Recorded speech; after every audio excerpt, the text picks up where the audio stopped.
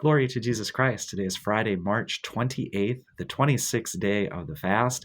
And we're very close now to the commemoration of St. John Climacus, the author of the Divine Ladder of Ascent. And we had read from him earlier in the week about the remembrance of death. And it reminds us in a very humble way that as we make spiritual progress, which is okay to acknowledge that, but we can't get prideful about it or puffed up about it, because we absolutely know that the evil one continues to work on us. And as we gaze upon the icon that the church uses for the Sunday, this fourth Sunday, when we remember St. John, people that are on almost the very top of the ladder are being pulled off by the demons who are trying desperately to instill with them pride that they're being able to climb the ladder. So this weekend we remember St. John Climacus and that image of a divine ladder of ascent. We continue with St. Silouan, who reminds us today that humility is probably the most important thing to consider in all of the spiritual components of even during the fast itself. So let's read from St. Silouan today. Thus, the whole spiritual warfare wages around humility.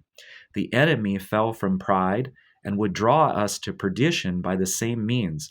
The enemy praises us, and should the soul listen to his praise, grace withdraws until she repents.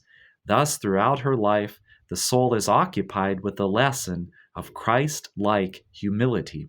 So long as she has not humility, wrong thoughts and impulses will always torment her. But the humble soul finds the rest and the peace of which the Lord tells. Fasting and abstinence, vigil and withdrawal into silence, and other exploits of spiritual discipline all help. But humility is the principal power. And that list that he gives us as he finishes, fasting, abstinence, vigil, withdrawal into silence. These are all the things that we're encouraged to do during the fast. And if we do them and that's it, we can be then prideful of them. And so he reminds us the humility is the principal power, that we're doing these things with humility.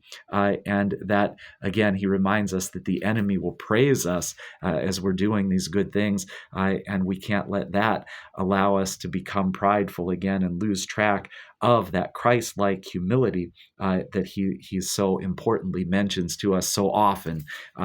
So one more text from the Lenten Triodion from the Sunday of the Publican and the Pharisee.